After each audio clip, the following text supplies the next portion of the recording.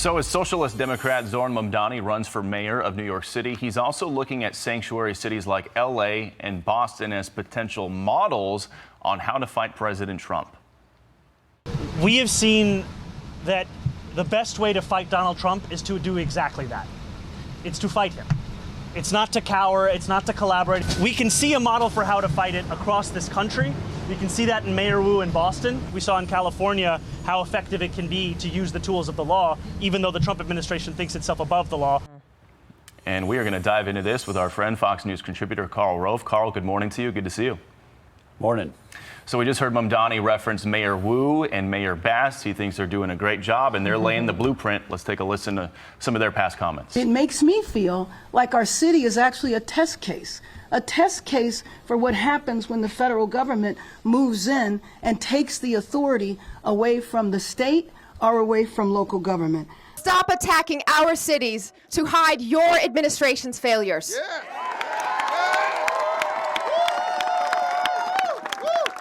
Unlike the Trump administration, Boston follows the law. And I'll say it again today. You are wrong on the law and you are wrong on safety.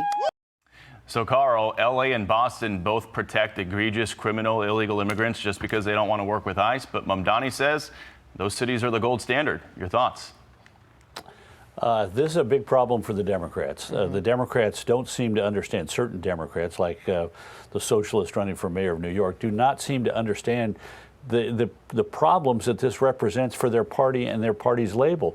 They only need to look to recent history to see how being soft on crime and adopting the methods of sanctuary cities blow up in their faces. In San Francisco, they had a liberal prosecutor who was recalled by a vote of 55-45.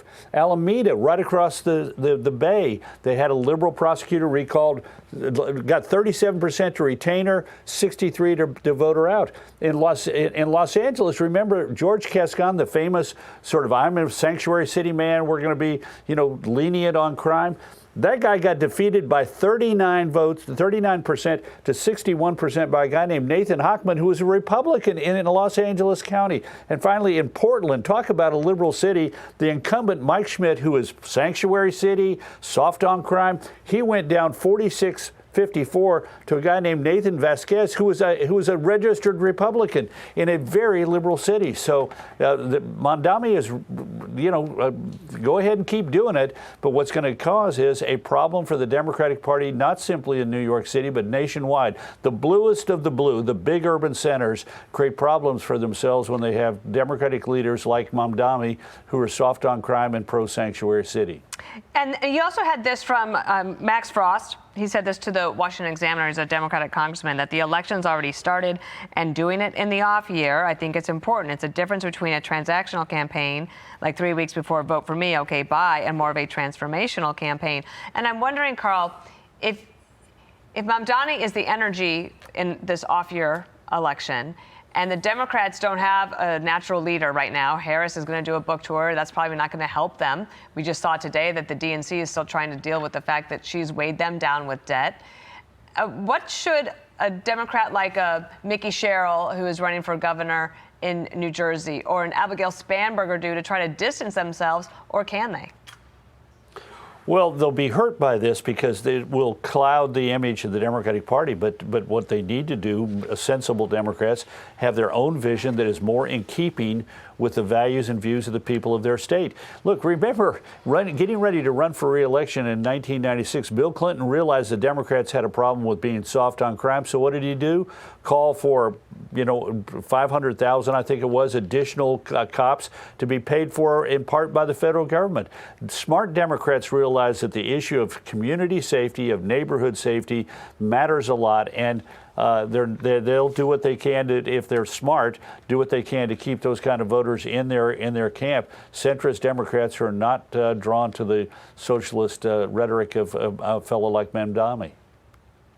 And Karl, real quick, lastly, if we can pull up call for number 4 right here. This is a Newsweek headline. Gen Z Democrats warning Democrats, shift the grassroots or lose more young voters. Basically, go further left. 20 seconds left here. How much further left can this party even go? Well, it runs against reality. What happened in the last election? What happened in the last election was that Gen Z went right. You know, they've got all they can get by being left-wingers. They got to realize that they got to move more to the center if they want to grab those voters that are drifting right. We'll see if they listen. Yep. Thanks, Carl. Great to see you. Thanks, Carl. Great to see you. Hey everyone, I'm Emily Campagno. Catch me and my co-hosts Harris Faulkner and Kaylee McEnany on Outnumbered every weekday at 12 p.m. Eastern, or set your DVR. Also, don't forget to subscribe to the Fox News YouTube page for daily highlights.